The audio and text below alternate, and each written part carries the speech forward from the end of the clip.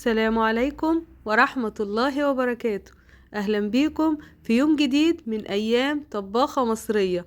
اللهم إنا نسألك بأسمائك الحسنى وصفاتك العلى أن تنصر إخواننا في فلسطين وفي أهل غزة خاصة، وأن ترفع عنهم الظلم والاضطهاد، وأن تعيد لهم الأرض المقدسة، وأن تجعل المسجد الأقصى حرا شريفا آمنا. اللهم آمين يا رب العالمين. اللهم انصر إخواننا المستضعفين في كل مكان. أهلا بيكم في يوم جديد من أيام طباخة مصرية. النهاردة إن شاء الله معنا شوية وصفات وشوية أفكار حلوة جدا إن شاء الله هتوفر معاكي في الميزانية. يلا بينا نسمي الله ونصلي على الرسول ونشوف يومنا النهاردة مش ازاي. اللهم إني أبرأ من حولي وقوتي وألجأ إلى حولك وقوتك يا ذا القوة المتين. أنا كنت عاملة معاكم القشطة اللي احنا مجمعينها من وش اللبن، وعملنا ما شاء الله منها برطمانين سمنة بلدي صافي طبيعي معمول في البيت ونضيف. جبت كمان قالب زبدة فرن. القالب ده كان عامل 115. حبيت اقطعه مكعبات صغيرة كده علشان ما يهدرش مني واحطه في الفريزر لو احتجت منه بقى، يعني للحلويات في وصفات كده بتحب الزبدة. المهم حطيتهم في العلب كده، وهحط علبة في الفريزر وعلبة الصغيرة دي هحطها في التلاجة.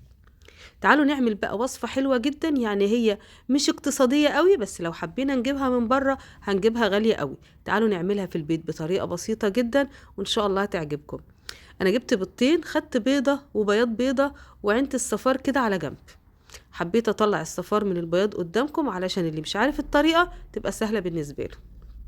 جبت معايا بقى في كوباية كده معلقة كبيرة من الخميرة، حطيت لها معلقتين كبار من السكر وكوباية من اللبن الدافي، ودوبت الخليط ده كويس جدا.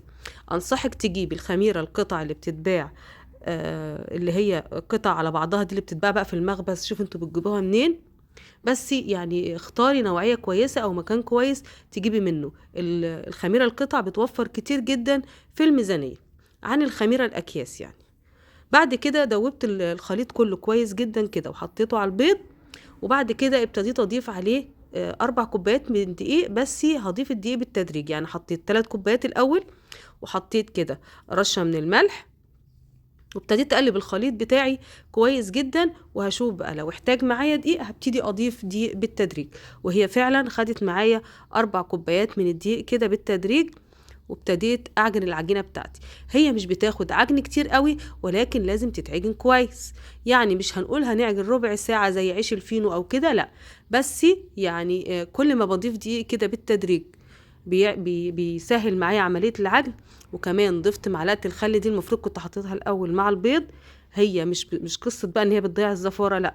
هو كده كده البيض في العجين عمره ما بيكون زفر، ولكن بقى معلقه الخل دي بتخلي العجينه بتاعتي هشه وطريه جدا. جبت كمان معلقة كبيرة من الزبدة وابتديت اضيفها على الخليط بتاعي، وهعجن برضو العجينة بتاعتي لحد ما الزبدة تختلط بالعجين بتاعي كويس جدا. انا قلت لكم ما بتاخدش يعني عجن كتير بقى زي ما احنا بنعمل، لا. هي يا دوبك بتتلم بس امشي بالمراحل المظبوطة دي وان شاء الله تطلع معاكي عجينة ناجحة بإذن الله. انا سبتها تخمر شوية كده على ما عملت حاجة تانية في المطبخ عندي، بس ما حبيتش اطول عليكم الفيديو علشان يعني مش عايزة الفيديوهات كلها تبقى طويلة يعني. بعد كده بعد ما اختمرت معايا، يعني قعدت معايا كده حوالي ساعة ساعة ونص على حسب حرارة الجو عندك. وزي ما انتوا كنتوا شايفين كده في اول الفيديو ان الجو كان برد جدا. حبيت اوريكم الاجواء الشتوية عندنا. لو عجبتكم اكتبوا لي في التعليقات، وبرضو اشارك معاكم برضو اجواء حلوة جدا من المنطقة بتاعتنا بإذن الله. وبما ان الجو برد بقى يبقى لازم نشغل الفرن ونعمل وصفات حلوة لولادنا تدفيهم كده وما نضطرش نشتري الحاجات من بره. جبت شوية دقيق وفرشتها كده على صينية بقى، على مفرش سيليكون زي دوت، اي زي ما انت عايزة يعني. وابتديت اقطع العجينة بتاعتي قطع كده وغطيتها بكيس. المفروض بقى اسيب العجينة ترتاح، بس طبعا بما ان النور عندنا بيقطع وعندنا مشاكل بقى في النور في الوقت ده، فبلحق كده على السريع اشتغل بسرعة علشان الحق اخلص قبل النور ما يقطع. فسامحوني، يعني انت المفروض تسيبيها ترتاح نص ساعة ساعة، مفيش مشكلة، على ما تعملي اي حاجة تانية في المطبخ عندك. انا ما سبتهاش ترتاح علشان كده بتشد معايا شوية في الفرد، لكن انت مجرد ما هتسيبيها ترتاح وهتيجي تفرديها هتتفرد معاكي بمنتهى السهولة. انا جبت صينية برضو وبطنتها كده بشوية دقيق، وابتديت بقى ايه افرد العجينة بالشكل ده، يعني ما بتتفردش كبيرة قوي، السمك اللي انتوا شايفينه ده. وهبتدي بقى ادهن ما بين كل طبقة وطبقة من الزبدة بتاعتي اللي انا وريتها لكم في الاول. التوريق بالزبدة حلو جدا، ممكن تورقيها بسمنة، وعملناها مع بعض قبل كده بطريقة اقتصادية وبسيطة وسهلة. لو حابين تشوفوا الفيديو اللي هو مش اللي هي الطريقة الموفرة للوصفة دي، اكتبوا لي في التعليقات من غير زبدة خالص بطريقة جميلة. اكتبوا لي في التعليقات وانا احط لكم الرابط بتاعها. بس انا قلت اغير كده واعمل حاجة فيها قيمة غذائية عالية، يعني البيض والزبدة والحاجات دي فيها قيمة غذائية عالية للولاد، وفي نفس الوقت نوع من انواع التغيير.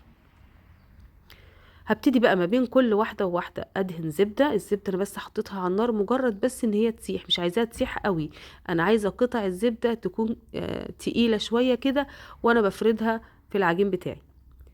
فهعمل كل الكمية بنفس الطريقة. ولو وصلتي لحد هنا متنسيش تدعمينا بلايك للفيديو، تشتركي في القناة، تفعلي الجرس علشان يوصلك مننا كل جديد، وتعملوا اعجاب بالفيديوهات، وكمان تعملوا مشاركة للفيديوهات مع اصحابكم علشان القناة تكبر بيكم وليكم بإذن الله، وعلشان اتشجع واقدر اعمل لكم وصفات احسن واحسن بإذن الله.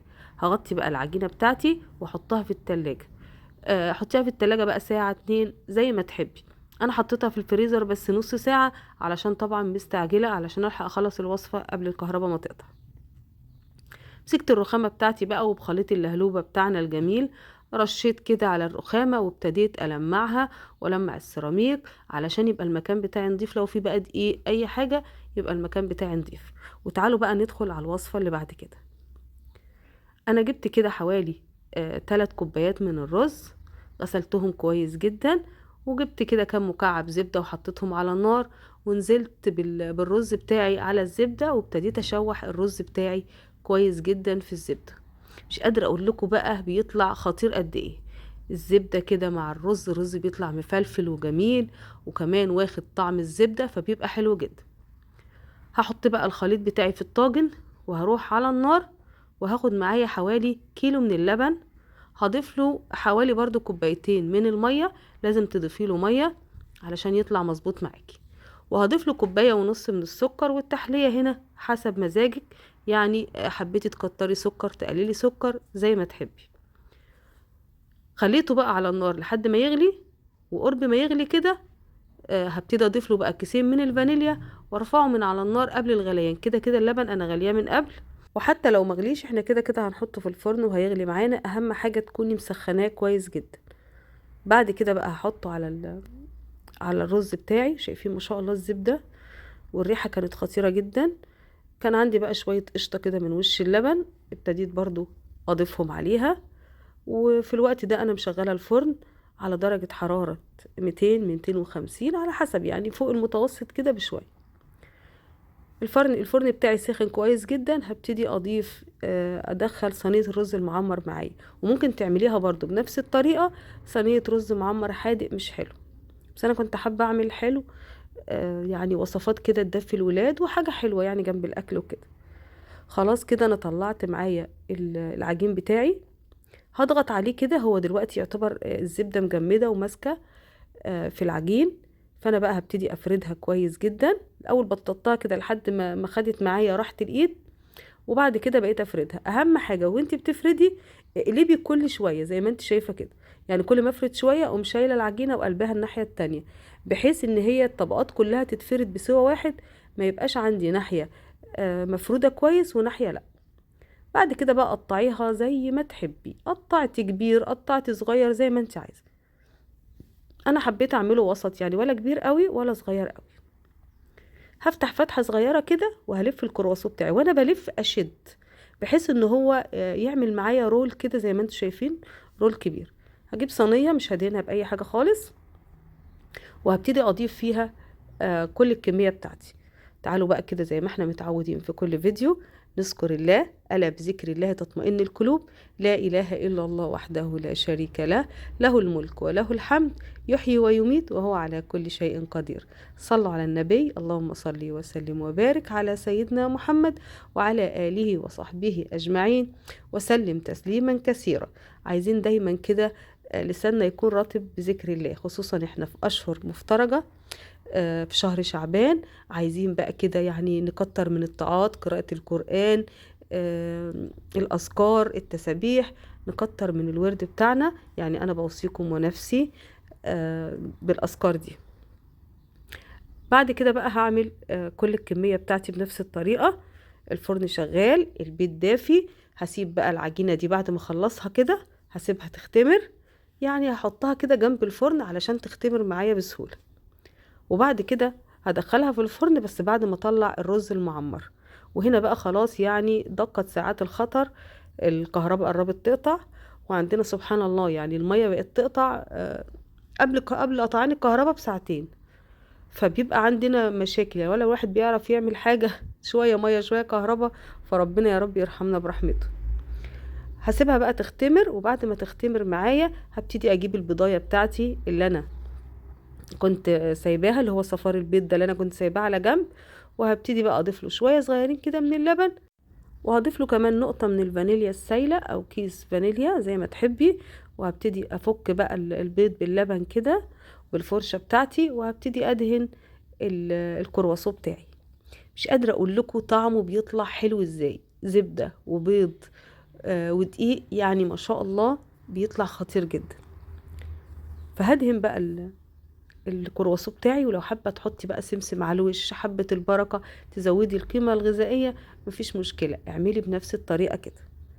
بعد كده بقى هدخله الفرن. اهم حاجة بصي زي يعني امشي عليه كده بالراحة علشان الاختمار ما ينزلش منه.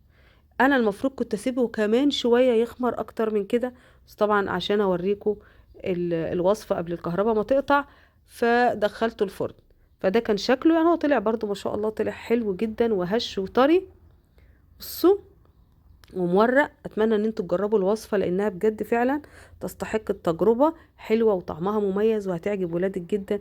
ولو حبيتي تجيبيها من بره هتجيبيها بسعر غالي، ومش هتكوني ضامنة جودتها ولا نظافتها ولا المكونات المعمولة بيها. بصوا،